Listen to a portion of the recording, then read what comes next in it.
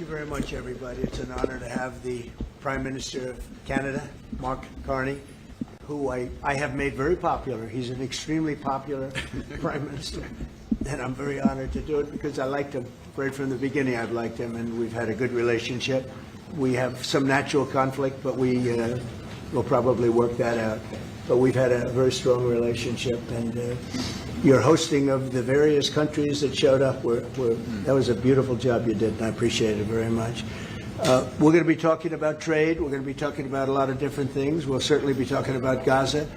We're in very serious negotiations to, I guess you could say, depending on the way you count, 3,000 years. You could say 500 years. You could say, but that it's been raging for a long time. And I think there's a possibility that we could have peace in the Middle East. It's something even beyond the Gaza situation. We want a release of the hostages immediately, etc. And so our team is over there now. Another team just left, and other countries, literally every country in the world has supported the plan. Yep. I don't think there's anybody that hasn't, actually, not that I've seen. But there's a real chance that we could do something, so you may have some questions on that later. But in the meantime, we'll spend some time and we'll make some deals and we'll do some things that are good for both of our countries.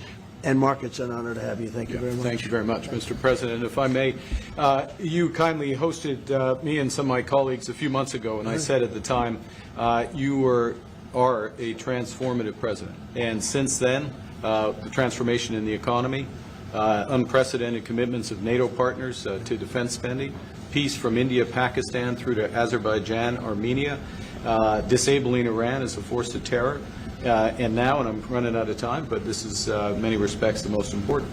The merger of Canada and the United States. That wasn't where I was going. On this solemn day of commemoration of the horrific attacks of October 7th, for the first time in decades, hundreds of years, thousands of years, this prospect of peace that you've made possible. Canada stands foursquare behind those efforts, and we'll do whatever we can to support them. Very nice. Yeah. Thank you, Mark, very much. Any questions? What would it take for you to drop or lower your tariffs on Canadian sectors, including aluminum and steel? Well, we're going to be talking about that with the Prime Minister. We'll be talking about tariffs. We'll be talking about a lot of that, but that's for a little bit later on. I want to just acknowledge our great ambassador. Is he doing a good job? He's doing a good job. Otherwise, I'll get him out of there so fast. No, you have a Is it the White House's position that furloughed workers should be paid for their back pay? I would say it depends on who we're talking about. I can tell you this, the Democrats have put a lot of people in great risk and jeopardy, but it really depends on who you're talking about. But for the most part, we're going to take care of our people. There are some people that really don't deserve to be taken care of, and we'll take care of them in a different way. Okay? Thank you. Mr. President, in your opinion, why has Canada and the United States failed to reach an agreement up until now? Well, it's a complicated agreement, more complicated maybe than any other agreement we have on trade, because, we have natural conflict. We also have mutual love. We have great love for each other. I love this. I love Canada and the people of Canada, and Mark feels the same way about here. The problem we have is that they want a car company and I want a car company, meaning the U.S. wants a car company, and they want steel and we want steel. And, so in other countries, they're very far away, and there's no problem. You can compete and you can do. We don't like to compete because we sort of hurt each other when we compete, and so we have a natural conflict. It's a natural business conflict. Nothing wrong with it, and I think we've come a long way over the last few months, actually, in terms of that relationship. So when it comes to trade, the United States was always giving everything. They gave everything to Canada. They would let car companies leave here and go to Canada. But that hurts the United States. And, other presidents didn't see that. They weren't business-oriented. They might have been good politicians in some cases, not in all cases. They were bad at both. But it's a very natural conflict, and it's something that we're working on. Mr. President, Yes, offered a lot of compromise this summer. Are you willing today to offer some compromise to Canada, maybe on steel, on aluminum? Well, we've made compromise, and we've made some compromise even on steel. But, we have the same basic authority and the same basic, this could be also a little bit of a conflict with other countries all over the world on steel, because we want to make our own steel. We don't want to bring steel in for the most part, but we will bring it in, and we do bring it in. We continue to bring it in from Canada, but there is a tariff to pay. And I think that would be a normal thing to say, but we've come a long way. I think, Howard, we can truly say, do you want to make a comment on that? Well, I think the opportunity to work together, but as you said, there's conflict. Why do we make cars in Canada? You've called that out, and you've addressed that. So there are places we should work together, and there are places that we have natural conflict. It's a tough situation because we want to make our cars here. At the same time, we want Canada to do well making cars. So we're working on formulas, and I think we'll get there. Canadians are refusing to go to the U.S. The numbers are down like 23% in the first 7 months of the year. What do you say to Canadians that don't want to go to the U.S. now because of your 51st state talk, because of the trade war, the tariffs? Yeah. And Well, the fear I of understand also it. Look, I being understand exported? that, and Americans don't want to buy cars that are made in Canada, I mean, we have the same conflict. So there isn't, it's something that will get worked out. There's still great love between the two countries, but, American people want product here. They want to make it here. Detroit was emptied out and moved to Canada, moved to Mexico, moved to other places, not just Canada. And now they're all moving back, they're moving back. We have, right now, I was just telling Mark, we have 17 trillion, but it's really much higher. That was as of a couple of months ago. Yeah.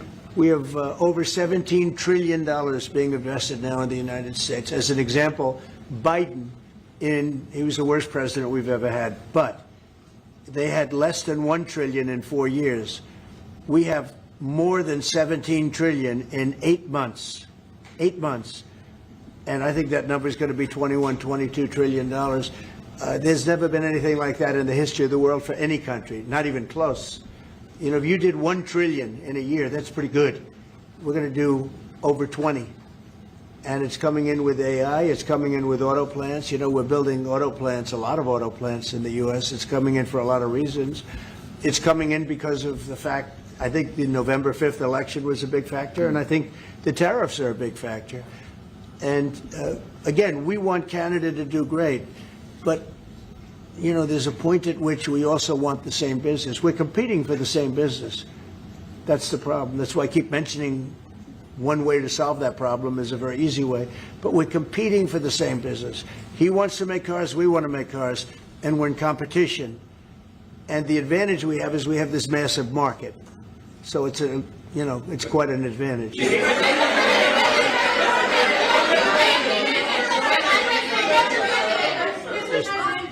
President, can we talk about Portland for a second? Are you planning to invoke the Insurrection Act? And that would be, a very long-standing law that's been on the books. Yeah, well, it's been invoked before, as you know. If you look at Chicago, Chicago's a great city where there's a lot of crime. And if the governor can't do the job, we'll do the job. It's all very simple. They probably had 50 murders in Chicago over the last 5, 6, 7 months. Many people were shot. And then the governor gets up and he says, well, we can handle it. They can't handle it. They don't know what they're doing. The mayor is grossly incompetent. He's at a 4% approval rating in Chicago. He's at a 4%, lowest approval rating, lower than even de Blasio had, which is hard to believe in New York. I thought de Blasio would always maintain that record, but the Chicago guy is even lower. So I think that we want safe cities. If you look at D.C., you would right now, Mark, you could go out, take your family out to dinner, you could walk right down the middle of the street. There is no crime in D.C. When I got here, this place was a raging hellhole where people would come from Canada, people would come from other places and end up getting shot. Nobody's being shot. The National Guard's been unbelievable. I mean, they are strong, tough guys. We won something at the Supreme Court, which is a big deal, merit. everything now in this country is merit-based. I didn't think I'd ever see it again. And we have our soldiers in merit-based too, and they're central casting. And they walk through that town, and I'll tell you what, this place is safe. It's beautiful. Now we're in Memphis, and the same thing's happening. You're getting the reports. The bad guys are saying, we don't want anything to do with this. And we're removing many people. In D.C., we took out 1,700 career criminals and sent them back to the countries from which they came, mostly led out by Biden and his people that had an open border policy. And, you know, Canada, you suffered because of that, too, because they'd come here and they'd go into Canada also. So we're like a buffer for that in terms of Canada suffered greatly by Biden and the open border, the policy of open border, totally unchecked, totally unvetted. And these people were, you know, if you got 5%, 2%, now you were getting a lot of bad people. And we now have a closed border. You've done well. Yep. We have a closed border, and it's a really closed border. In fact, for 4 months, I don't even know if this is possible, but the figures were released. 0 people were able to come into the United States from the southern border. 0.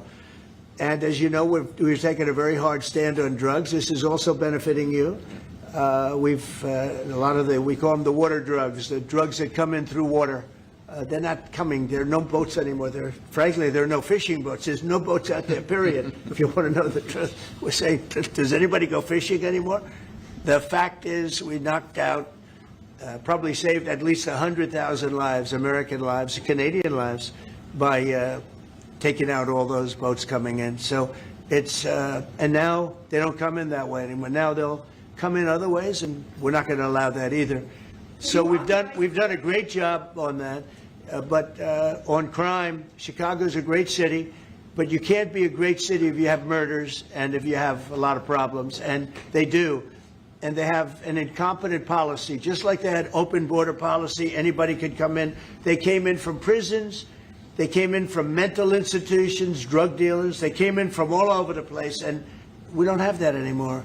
This country is becoming we're a very strong country. Look, financially speaking, I would say that because of the tariffs, because of the election, because of the policy, because of the great big beautiful deal, it's what I added the word great because it really is. It's the biggest bill ever passed in the history of our country. We don't need another bill. It's the biggest tax cuts, I mean, when you think no tax on tips, no tax on Social Security, no tax on overtime for the people. But far beyond that, what it does is incentivizes auto plants and AI and all of the things that nobody's ever passed a bill like it. We don't need another bill. We don't need any more bills. I said, let's get it all at once. I was greatly helped by our Speaker, Mike Johnson, and by the Senate. I'll tell you what, John Thune's both of those guys have been incredible. And we got a bill passed that I said, let's see if we can get it all done. Because these Democrats are like insurrectionists, okay? They're so bad for our country. Their policy is so bad for our country. I said, let's see if we can get it all done and everybody said it's not doable. Because it's the biggest bill ever passed in the history of our country. And we got it all done. We don't need anything else. We got everything we want. And now, because of that, that's a big reason why the companies are coming in. You know, 1 year depreciation, 1 year write-off, 1 year expensing. Nobody's ever seen anything like it. So they're coming in from all over the world. But to have a great country, you can't have crime. And we don't have crime, but we have cities where there's tremendous crime. And Chicago's one of them. And if the governor can't straighten it out, we'll straighten it out. Thank you. A question for the president. Do you remain committed to? Mr. Prime Minister, I'd like to know how come the UK and the European Union have succeeded to sign deals and bring the tariffs down, and Canada still hasn't been able to do the same? Yeah, because they're not located right next to each other. It makes it. In many cases, it's much better and easier. But yeah, if I may, let's be clear about the relationship as it stands right now. We are the second largest trading partner of the United States. We do a lot of trade going across the border where we're cooperating, first thing. Secondly, we are the largest foreign investor in the United States. $500 billion in the last 5 years alone, probably $8 trillion in the next 5 years if we get the agreement that we expect to get. Thirdly, there are areas, as the President just said, where conflict, maybe not so much conflict, we compete. There are areas where we compete, and it's in those areas where we have to come to an agreement that works. But there are more areas where we are stronger together, and that's what we're focused on. And we're going to get the right deal for America, right deal, obviously, from my perspective, for Canada.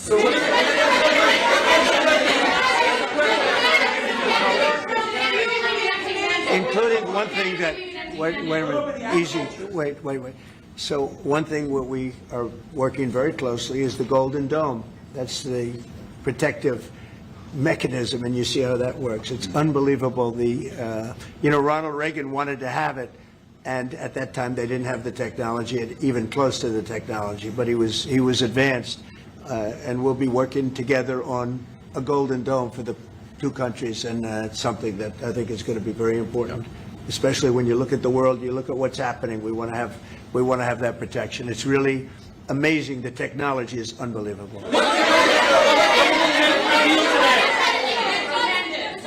Why do you say some federal workers should not get their back pay? Why do you say some? Well, you're going to have to figure that out. Okay, ask the Democrats that question. Go ahead.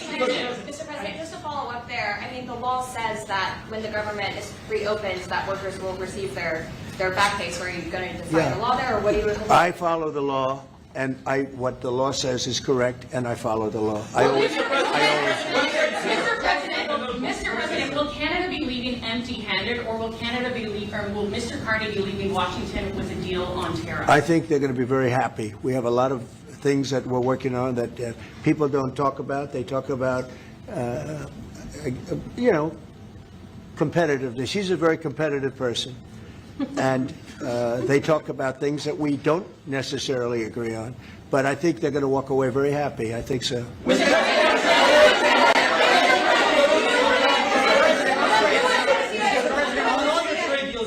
There's been a minimum tariff that countries have got. When USMCA gets renegotiated, do you want a minimum tariff on goods between Canada and the U.S.?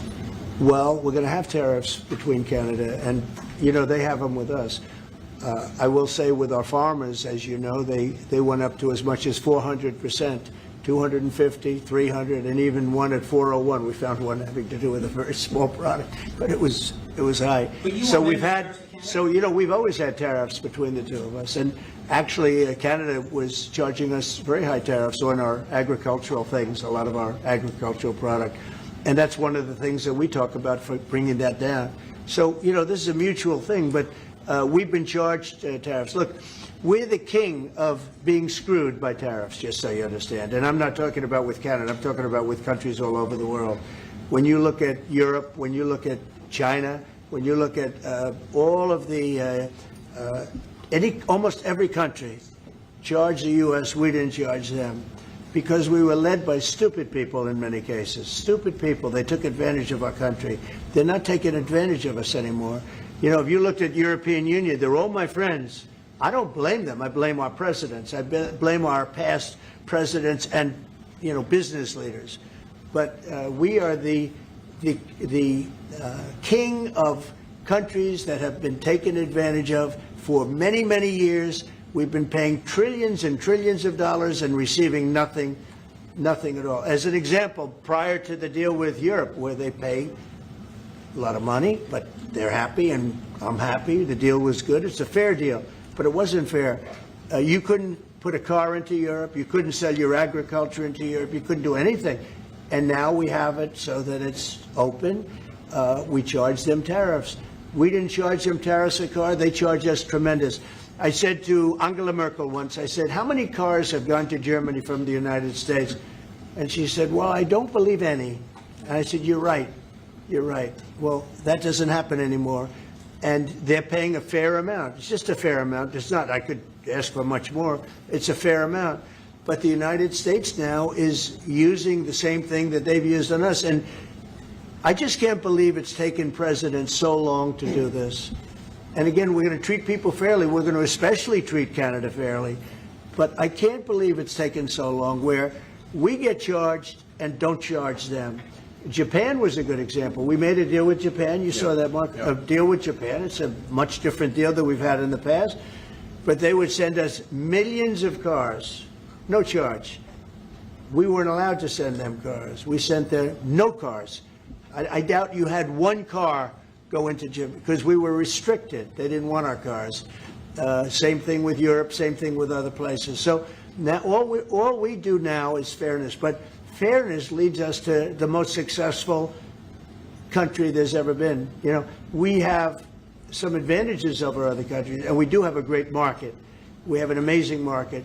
But you know what? If I let this go, if we didn't win this election, if we had these people that were running, that were ruining our country, destroying our country with their open borders and men playing in women's sports and transgender from everybody and windmills all over the place, if we allowed that to go on for another couple of years, we would be, I'm not sure that we'd even have a country.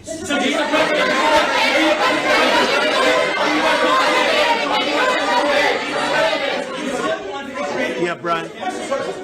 And by the way, I'm not sure we would have even had a country. And now we have the most successful country in the world. Brian? Yes, sir. What is your message to Democrats ahead of a next vote to open up the government? The American people are saying, open the damn government. What's your message to them right now? Well, they're the ones that started it. They're the ones that have it. And it's almost like a kamikaze attack by them. You want to know the truth? This is like a kamikaze attack. They almost, you know, they have nothing to lose. They've lost the elections. They've lost the presidential election in a landslide. I saw the other day where Kamala said this was a very close election. This was one of the biggest sweeps that anybody's ever had. Won the popular vote by millions, won the Electoral College by a massive amount. They said, if I got 270, that would be great. But I got, I think, 312 or 315, and they got 220. So, you know, we won that. But we won counties. The big thing is counties. So out of all of the counties, thousands and thousands, we got 2,500. They got 525. It was a landslide. And we listened, oh, yes, it was close. It was one of the greatest victories ever. And it was a mandate to do what we're doing. And I hope, and Mark wants this as much as I do, we are very close to making a deal on the Middle East that will bring peace to the Middle East. After all of these years of millions and millions, tens of millions of people being killed, there's a chance to bring peace to the Middle East.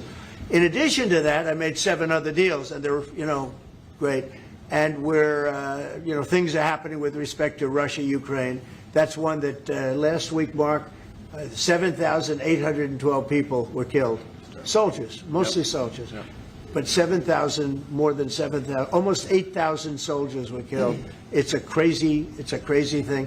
I thought that would have been one of the easy ones. I get along very well with Putin, and I thought that would have been, I'm very disappointed in him because I thought this would have been an easy one to settle, but it's turned out to be maybe tougher than the Middle East. We'll see what happens with the Middle East. The Middle East.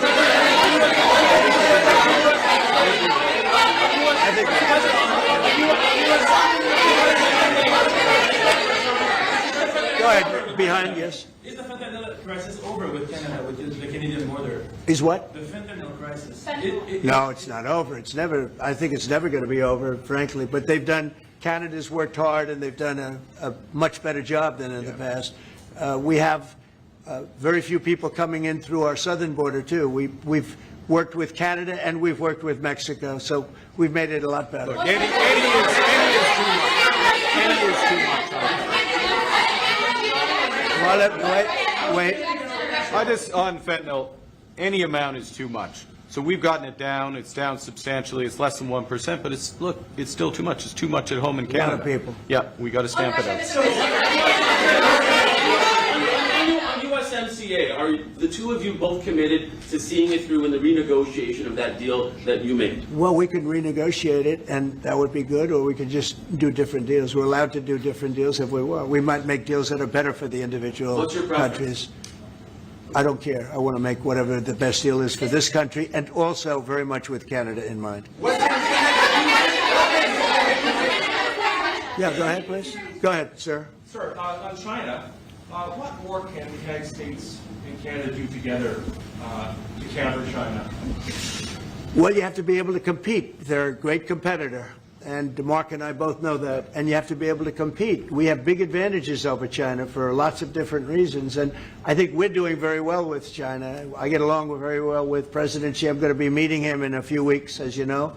I'll be meeting him in South Korea, but we've had a very good relationship for a long time. But you have to be able to compete. To do well with China, if you can't compete, you're not going to do well with China. And Canada is very competitive. I can tell you that. Canada is a very competitive country. And I think Canada's done very well over the years with China. Yeah, we have. But we'll do better together on that. Mr. President, on Golden Dome, Middle East, what guarantees are you giving your Arab partners that Israel will not resume its offensive after the hostages are released? Well, the primary guarantee is once this deal happens, if it does happen, look, they're in negotiations right now, we are going to do everything possible. We have a lot of power, and we're going to do everything possible to make sure everybody adheres to the deal. Okay? Are you concerned about the delays at airports, and how do you see the shutdown? Oh, sure. I mean, it's they're all Democrat delays. There are delays at the airport. That's standard. And again, this is something that every day we put forth a bill. It's just a continuation. It's a very simple thing to sign and very simple to do. And I really think that these are people that I think they have nothing to lose. They have a party that's out of control. They have no leader. Nobody knows who the leader is. I look at people with very low IQs like Crockett, this woman Crockett. I never met her, but she's a low IQ individual. I look at AOC talking about how if they want to negotiate, they can come to my office. She's not in that position to do that. And who the hell is she to say that? And then I watch Nancy Pelosi not knowing what to do. I watch their leadership. Look, Schumer is petrified of primary because he's not going to win probably against anybody in a primary. You know, Schumer did the right thing, but he handled it badly originally a year ago. He did probably the right thing, but he handled it badly. I think Schumer's incapable of making a deal. They are a mess. They're a party that has no leadership. They have, and they have no policy. You know, I think we have great leadership, but we also have great policy. We have strong borders. We have no men and women's sports. I mean, basic things. We're not going to take your child away and change the sex of your child. We're not going to do things like that. What they're doing to the country is so incredible. And they got away with it with all their woke crap, and now it's stopped. And we have a country that's based on common sense and strength and intelligence. I mean, we have the United States of America, and I say it all the time. Other leaders have told me this. Mark hasn't yet, but I think he would. A year ago, we were a dead country, and now we are the hottest country anywhere in the world. Maybe Canada. I'll give Canada, but because I do like Canada. But you know, we're the hottest country in the world right now. There's never been a country that has the kind of money coming into it. There's never been anything like this. There has never been a country that if you take $1 trillion, that would be unbelievable. We're going to have over $20 trillion invested in this country. There's never been anything like what you're seeing, and it's based on good policy and common sense and leadership. Yeah.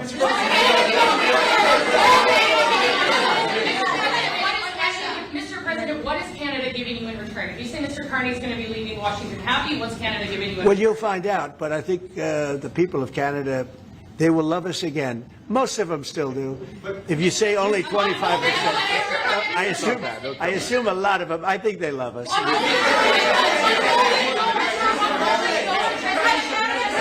And you know what? I'm not the biggest hockey fan, but I like it a lot. And I watched some of the greatest hockey games I've ever. How good were those games, right? Yeah, very good. We're coming down for the World Series, Mr. President. Oh, good. Canadians. By the way, your team is. Mr.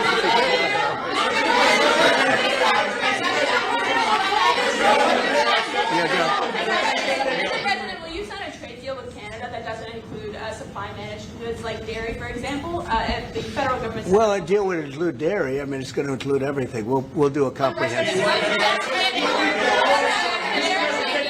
Have you identified programs to eliminate under this shutdown? Oh, sure. Sure. Which ones? We have a lot, I'm not going to tell you, but we'll be announcing it pretty soon, but we have a lot of things that we're going to eliminate and permanently eliminate. You know, one of the things that we have is some advantage, you could say, but because of the shutdown, which I think they made a big mistake, we're able to take out billions and billions of dollars of waste, fraud, and abuse, and they've handed it, you know, on a silver platter. And you know Russell Vogt, he's a serious person, very serious person, and he's sitting there and he's getting ready to cut things. And this is something that was handed to us by, I assume, Schumer. I just don't know if Schumer has any power anymore. I look at your leadership, I don't know who to speak to. I'll tell you what, I'm getting calls from Democrats wanting to meet. I never even heard their names before, and they're claiming to be leader. The Democrats have no leader. They remind me of Somalia, okay? You know? And I met the president of Somalia. I told him about the problem he's got. I said, you have somebody from Somalia who's telling us how to run our country. She's from Somalia. He said, would you like to take her back? He said, no, I don't want her. Okay, you know who I'm talking about? Say it again. How many permanent jobs are you talking about to be eliminated? Well, I can tell you, I'll be able to tell you that in 4 or 5 days if this keeps going on. If this keeps going on, it'll be substantial, and a lot of those jobs will never come back. But you're going to have a lot closer to a balanced budget, actually. Is there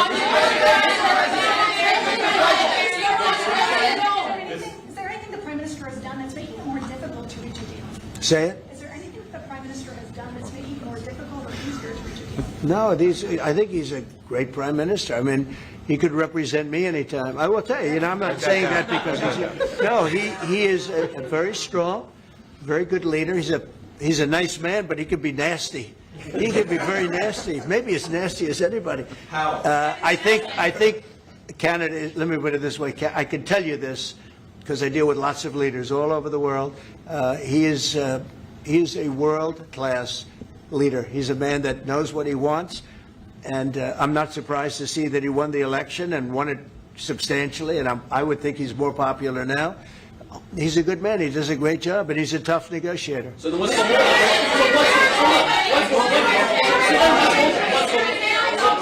then what's holding things up? If he's a great man and you want to do a deal with Canada, why aren't you?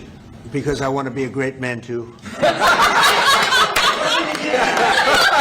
Thank you very much.